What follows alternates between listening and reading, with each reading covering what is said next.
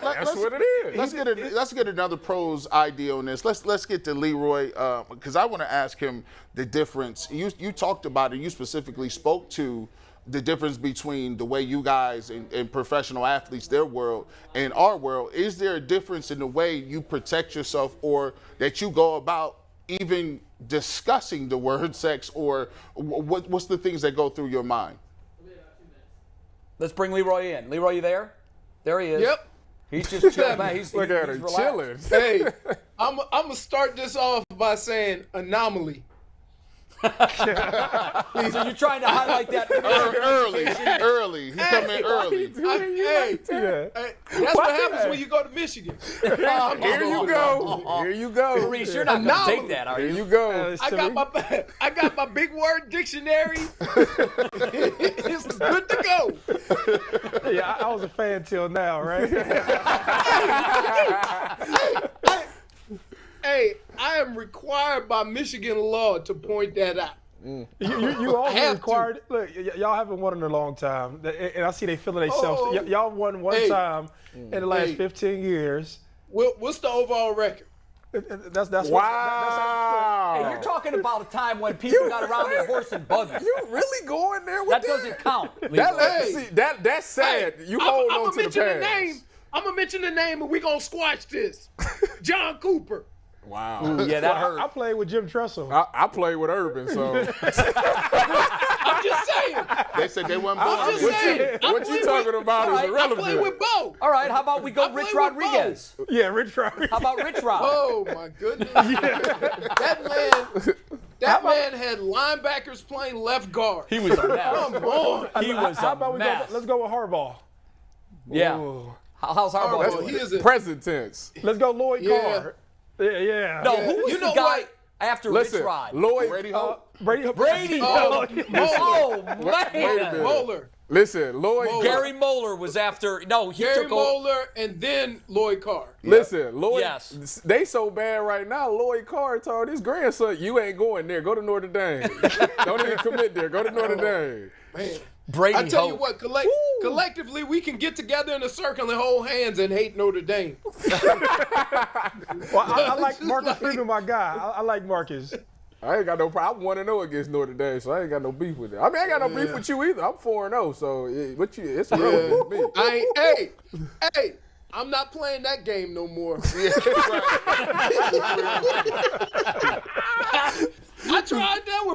I tried that with Brian Hartline. That's a no-go. Yeah. I'm not playing the how many did you win game. Yeah, between all of us, we've got 5 pair of gold pants, right? Yeah. Yeah, all right. G-Bush and I don't have any. Yeah, I barely got regular pants. I wear cargo shorts, dog. Hey, did you see how his demeanor changed from when he came on like a boss with the anomaly statement? Anomaly. And when we just dropped the 5 gold pants, he was like, all right. Hey, I'm just chilling. Hey, Leroy, good to see you again. Welcome to the program. I thought G-Bush asks a very interesting question. Go frame it again. Yeah. So we talk about the decision, the Deshaun Watson situation. Yeah. And Maurice and Tyvis is, he put us onto game and just saying basically, it's a different way that athletes go about certain things because of where they are in the position of society. As a regular guy who went to a MAC school, I didn't have to worry about none of those decisions. I wasn't getting none of the spoon-fed stuff or whatever the case may be. But what way do you go about? Are you as a former professional athlete? Do you handle those situations a little differently? Do you, in the back of your mind when you meet somebody, or whether or not you decide I'm going to ask this individual for their number, or just even regular dating in general, it don't have to be straight to sex.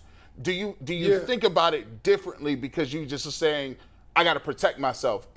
Listen, I can't put myself in that situation. Is that something that you think of? And how did you think of it in previous years when you were a little younger?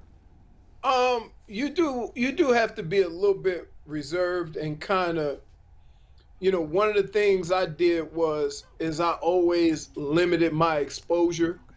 So when I went out, I was always out with a group of guys, and then if we saw some girls or whatever, it'd be a group of girls. You know what I mean? It wasn't a one-on-one situation like that. It was like group fun. if by any chance you should exchange a number, it's always in that group setting. You know, so nobody's put in an uncomfortable situation. But you do have to be careful. I was thinking, I said, hey man, LeBron James said he spent $1 million on his body. Like, it's important. That's what gets you the money, your body. So I don't know, if people don't think that guys are spending exorbitant amounts of money for various types of training and massages or whatever. I think where this gets a little bit confusing is that it's so many, right? But even with that big number, I could see it. Like Ty was talking about the app or whatever. They got apps for everything now. You get a different person come over, do your massage. I remember when I was in Minnesota, we used to have a couple that would do Rolfing. And we would drive 30 minutes to the couple, and I would get that done once a week. And then periodically I get a different type of massage that same week. So does that count as, hey man, I'm a psycho, I saw 3 masseuses in 1 week? I don't know. It's hard to understand what an athlete does to take care of his body. And because of this situation, another good point that Maurice made is this. It's the job of, who is it, Busby? Yeah. It's his job to make his case as strong as possible. And the only way you can do that in a civil suit is by having multiple people. So I would be interested to see, okay, there was only I don't know how many women actually tried to do a criminal case, right? But it would be interesting to me how many of these women that he contacted to be a part of this, when they had no, they weren't even thinking of it. How do we view that? We don't know. If it was only 3 women that filed criminal charges or attempted criminal charges, and then Busby got a hold of them, and then he started tracking down all the masseuses, do we think differently of this case? Yeah, and I think that's one of the things it's not a whole bunch of people coming out. It's a whole bunch of people being contacted. Right. We see it all the time. We see commercials on TV. If you have been affected by talcum powder, call this number and be part of it. Am I wrong? No, you're right. You're not wrong. And because they all trying to make their case as strong as possible. They have that right. They do have that right. We also got to look at the situation and understand that it is his job to make his case as strong as possible. Also, to put Deshaun Watson in a position where he may want to just settle and get it over with. Right. Yeah, and that certainly seems like that's what's going on here. The information that number 25 and 26 were coming forward on the day before mandatory minicamp starts, a lot of this does seem strategically timed. But to your point, that's what Busby's supposed to be doing. He's supposed to, at the end of the day, he's supposed to win money for his clients, and that's the only way he's going to get paid. It's 2 things, even to feedback to what he said. More people giving, so if he comes out and he gives context around how many massages you get in, Leroy as a person looks bad. It looks like you're defending this. You know what I'm saying? Right. I wish there was just a platform to.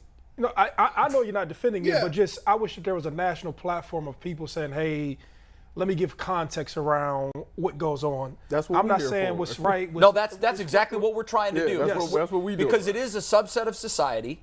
It's a subset of society that A, has extra money to spend on this kind of thing, and B, not to say that regular laborers don't need massages too. But if given the choice and they could have 3 a week, I'm pretty sure most guys that put houses up for a living, discretionary money, they would be taking those massages too. How about this? I give you a perfect example. I used to get $200-$300 a massage, get the good one, the whole body feel good after a game. Now I'm getting massages with Groupon. Like, hey, you do what you gotta do. I ain't in that place no more. Yeah, right. No, absolutely. Groupon. Absolutely. Now, all of this being said, none of this excuses the alleged behavior. I don't want to say the behavior, but and I don't want anybody that's watching this discussion to say like, oh, hold on here. These 4 men, 5 men are sitting there trying to, that's not at all what we're doing. What we're trying to do is give context. Now you see how sticky it is to talk about it. Go, I'm sorry. Listen, no, I do, and that's why this is such a crazy topic, because everybody has a really strong opinion on it, and I always try to throw this in every time we discuss this. There is a basket of information that we know. And then there is a plethora of information that we just don't know. Mm-hmm. We don't know what's going on. We don't know all these women's stories. We've only heard 2 of them tell their stories. So there's way more that we don't know than we know. So I always try to say this. Let's try to reserve final judgment. Everybody is sort of like, I think you said the other day, everybody sort of ran to their camp. He did it or he didn't.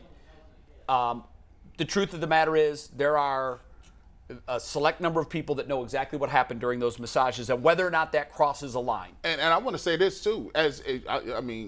We got now a few professional athletes in the building, right? See, in regular life, you don't know how much the CFO makes. You don't know how much the accountant down the street makes. You don't know how much the construction guy is making or the city councilman. When you are a professional athlete, it's Googleable. Your name is there. Googleable. Right up underneath there, they say 5 years, 75 million, 30 million guaranteed. This is how much his endorsement for Pepsi is. He get disappearance fee right here. I don't know no other different type of profession that happens to. And politicians. But what happens is nobody wants to be like politicians. They want to be like athletes, right? Mm-hmm. So there's this love-hate thing kind of developed, right? Mm-hmm. You get a guy that you root for, you buy his jersey, but then you, at the same time, you look at it and say, but he's making more than I'll ever make in my life. This person is making more. He'll get women that I'll never see in my life, and they don't even care about it. So what happens is when you get in trouble or there's any sort of thing, the thing that happens is there's a catch-22 in your stomach. You're like, do I really want to support this guy because I admire him a lot and what he does on the field and he's playing for my favorite team? But then there's another side as a real man that you're like, but he has this, and I'll never get that. So it's always a catch-22 because it comes off as is people being insensitive and hating a little bit. And the first thing that they'll say is, well, he makes that much money to play a kid's sport. If I was making that much money, I'd never put myself in that position. No. I'd never drink. That cracks me up because people say that, but when you get the money, you never know how you will react. It's been a lot of times where I said I would never buy. People buy, how much you pay for them shoes? You know, when I got to the league, I bought them shoes because I had the money. So it was like, you never know. But you think the other thing that's terrible about having these conversations is we trying to have just a meaningful, just kind of work our way through the whole situation.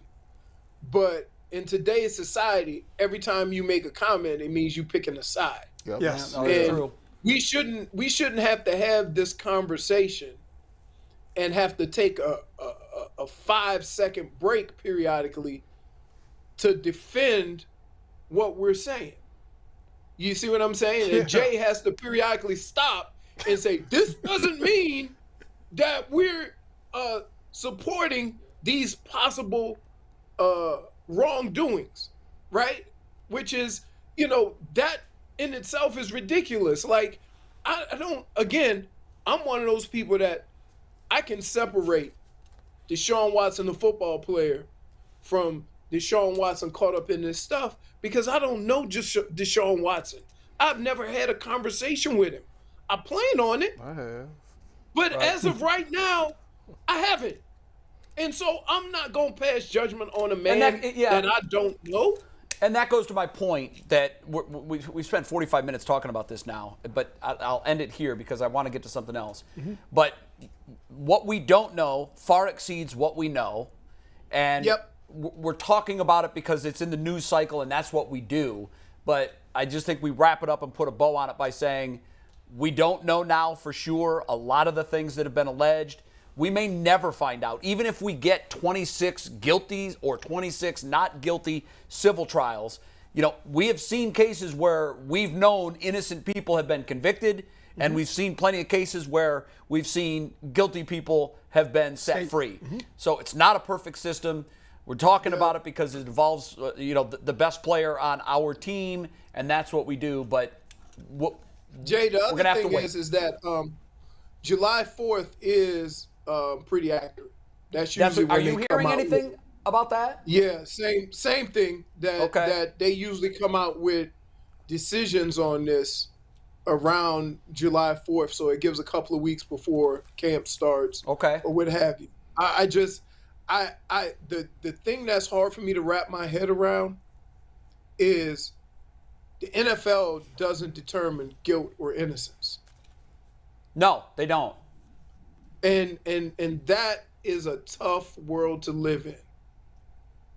It is. I'll say this as we move on. So the reason why I think Jim Donovan's point is a valid one, and now yours as well. So there's something in the business, in the business of news and journalism, called a Friday news dump. And here's what that means. A Friday news dump is you throw something out into the news cycle that you know is going to get a lot of pushback, and there's going to be a lot of, and it's controversial. You release that on a Friday at 5 o'clock because we're all doing one thing at that time, racing towards our weekend. And we're not about to go home and sit down and watch news and hear people pontificate about the news story. So if you put all this together, I would say that I would be on really high alert on July 1st around 4 o'clock because the 4th of July this year is on a Monday. So the news dump, which normally buys whoever's controlling that news story a couple of days of relief before everybody comes back on Monday and starts digging into that piece of news, because it's a 3-day weekend, that buys them 72 hours. And that's Friday news dump might be what we see on July 1st. Just a guess, no information. I've seen how journalism works and how big stories are released. And you can go back and look them up. There's a whole lot of them that come out on Fridays at 5 o'clock. So we'll be on high alert for that. Definitely. I want to get your take on something that I know has these guys fired up, and particularly Tyvis. Pro Football Focus ranks Denzel Ward the 10th best outside corner in the NFL. All of these guys pictured in this graphic, they have rated higher than Denzel Ward at the outside corner spot. What do you say to that? It's ridiculous. Wait, did they ask anybody he played against?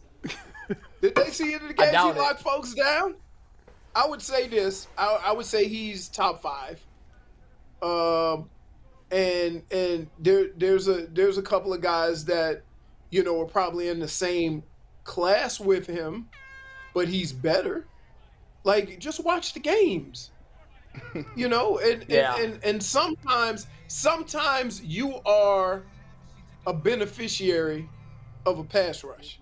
And let me ask you, you remember when the Giants beat New England? Yeah. You know who their front four in their perfect was. You don't know who their DBs were.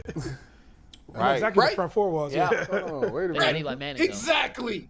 My point exactly. Hey, Ross. It's hard. First of all, it's hard to single out a DB. Are all those guys great man-to-man guys? Or some of them zone guys? Right. Remember Nnamdi Asomugha? Yeah. Oh, yeah. Dude was great. Awesome. Then he switched teams and got the big contract. And that was the end of that. And they wanted him to be a lockdown corner. They put him in zone. He faded away into the sunset. In a hurry. They messed him in a up, hurry. Man. So you have to compare apples to apples. I would say Denzel Ward, you can put him on a guy and say, lock him down for this on Sunday. Right? There's not a whole bunch of guys you can do that with. You can do it with Jalen Ramsey. There's a couple other guys on that list. But everybody else, some of those guys may be a beneficiary of systems, the defense. And I even question, look, to some extent, Ramsey is. Talk about it. To some extent. Talk about it, because I didn't agree about the thing. He got the best pass rusher. Yeah, that helps. Not elite, the best. Yeah. So that means he only has to cover. He got to cover a half a second shorter. And you know what? There's very few positions in the NFL where you can't have an argument as to who is the best. But to your point about Aaron Donald and the Rams, like that's the 5-second argument. Yeah. You just say his name and then everybody's like, oh, yeah, that's the mic drop. And so that does make a big difference. Tyvis, you played the position. We talked about how important is that guy on the edge that gets to the quarterback? Oh, it's faster? huge. It's huge. Game You ain't got to cover that long. I mean, the ball is going to come out. The quarterback in his mind thinks he got 3 to 4 seconds to get rid of the ball. You got a guy who just beats the guy right off the edge. Now that ball's coming out in 2 seconds. The receiver's not even out of his route. Boom, I'm standing there catching the ball. And you know, down and distance. Yeah, you got the whole situation, down and distance, tell a story, the formation, tell a story. I mean, all I'm gonna do, if it's 3rd and 5, and I got Aaron Donald and Von Miller, I'm gonna sit at 5 yards and I'm gonna wait for you to go ahead and make your break, because I know that they're gonna get there. You gotta get rid of the ball. How many picks do DBs get because it's 3rd and 5 and they could just drop back and know that at 5 yards he better throw this thing or all hell gonna break loose in that backfield. And then you get a pick and they say, hey, they read our routes. No, we not. Yeah, I'm just sitting I'm sitting at the sticks, and I know you're gonna curl them at the sticks. Support. Yeah. And I know where all the help is. I know your tendencies. Remember, I asked you, Ty, I came in one day, I said, look, I was watching NFL films, right? And they were talking about corners, right? And I always say corners are mythical creatures, right? So all I know is I play D-line. I look around, the corner's way over there to 55 yards on the sideline. They don't even need to get in the huddle. They don't. They just be over there. I don't know what they be doing. They're mythical. But I was watching these cats, and I was sitting there watching Jalen Ramsey, and I'm like, Jalen Ramsey's getting touched a lot. They catching a lot of footballs in front of him. And I went to Ty and said, look, Jalen Ramsey was talking about, who's the kid from Dallas who got all them interceptions? Trayvon Diggs. They said, what's the difference between you and Trayvon Diggs? Trayvon Diggs had like 10 picks. And I had to ask him, I said, what is playing in phase, out of phase mean? Because he kept saying, man, I play out of phase a lot. I play out of phase a lot. And Ty was like, I was like, it seems like playing out of phase ain't supposed to be something you're supposed to be doing. Like, you ain't like, that's like saying I get washed a lot as a D lineman. I get down blocked a lot. No, bro, that's not a thing. You shouldn't be good. You shouldn't be entrapped, cuz. So my thing was, is it the name brand recognition for the DBs? Because it seemed like you get a name Revis or you get Ramsey and you that guy for 5 to 10 years, and it don't matter kind of what you do. It's kind of unless you're Deion Sanders. But you light up a bunch of interceptions. So when these guys, when you go on a series, just like Trayvon Diggs, right, or kid down the Cowboy kid, you get a bunch of interceptions. Now your stock has went up, and then now you become the guy. But systems make defensive players. Like, that's just what it is. And whatever system you're in, or whoever you got up front, it makes a difference on how he covers. And if you halfway watch film, if you halfway know tendencies, if you halfway know the person across from you, you pretty much know what's going on. You know what I'm saying? And you can have I don't know, I don't want to call names, but you can have how you can.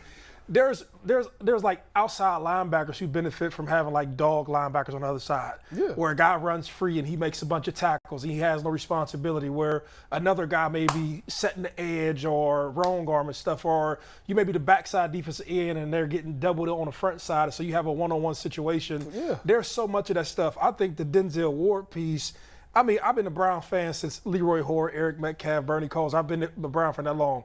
The brand of the Browns is down. You know what I'm saying? It's just a bad brand. So you're saying just, because he's on the Browns. I'm telling you, that's that a perception large is part. Yes, I've been a Browns fan my whole life. Even Nick Chubb doesn't get the respect that we think he deserves. Nick Chubb gets disrespected. I think he's a top 3 running back in the league. I think he's the best personally. Well, Joe got some credit when he was playing.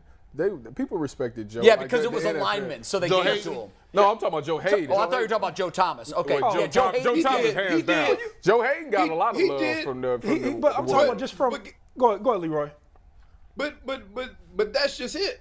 You look at Denzel Ward and look at how successful the defense is, right? He should be getting more credit just because of the defense that he played on. Now, he does benefit to some extent from, having that pass rush or having those guys up front. But let me ask you a question. You ever watch a Browns game and Denzel Ward is never close to somebody? See, and that's what I always. That's if what you I'm catch saying. a ball on him, You gonna gotta be on earn you. it. He Right. make receivers earn their catches, and that's what I'm saying. He does an amazing job of playing the hands. It's never been like a time where I've seen Denzel just completely be burnt and no, he's not Right. there. Like he's always there to make the play. That's why to Right. me he's top 5. I sat back, man. I even had them come up with a graphic about comparing him to Jalen Ramsey. I think Jalen Ramsey's completion percentage last year was like 63%. Denzel's was 61%.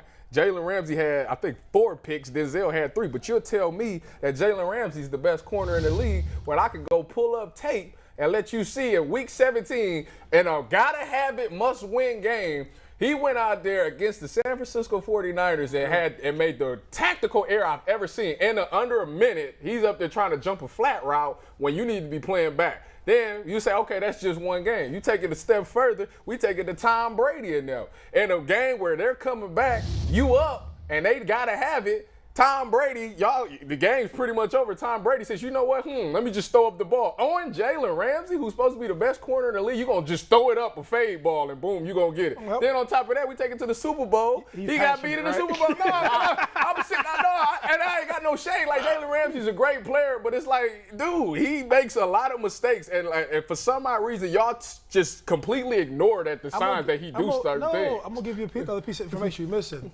Jalen Ramsey markets himself as the best corner. True. So just like you have a song on the radio that you don't like, no, that's and a you great always point. hear it, like when you start calling yourself the best, when you talk about being the best, and when you happen to be on a winning team, the public markets you that way. Why do you think Richard Sherman markets Well, himself? hold on now. Sherman, my boy, and Sherman was locking stuff down. listen. Sherman actually locked people down. No, but I think Denzel's point is that at that Denzel position, doesn't much talk a like lot. wide receiver, Denzel doesn't say a word. anything. No, he doesn't.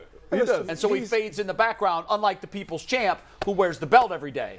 Gotta If tell him. you say it long Gotta enough, let him know that this is what I'm doing. no, get it on that belt. it's not Winnie the Pooh, it's a panda. It's his logo. it's straight up his logo. You're the heavyweight Oh, you champ of serious? snacks. I didn't know that. But it's like, Look at his shirt. Look at his shirt. So you know I what? realized how He's funny- basically Jalen Ramsey. yeah. He's out here screaming, I got my logo, I got my belt, I'm the people's champ. If you say it long enough, I don't make the most money though. you get paid for this? Hey, it's an internship. They told me 2 weeks I'm gonna get that first check. Wait, you're getting paid? Yeah, right. Hey, you know, Leroy, we graduated gotta the go. payroll. We got to go because it's the top of the hour. Joe Juravicius is coming up. I want to say this. My favorite part of the segment was listening to you defend a Buckeye, Denzel Ward, for 15 minutes. Oh, no. That Look, was unedited. Go Bucks. Yeah. Rule Go ahead. number one. Rule number one. Once you become a Cleveland Brown, you're a Cleveland Brown. Yeah, I love it. And that's why I like you. He made the rule up. He definitely did. Hey, Leroy, always good, my man.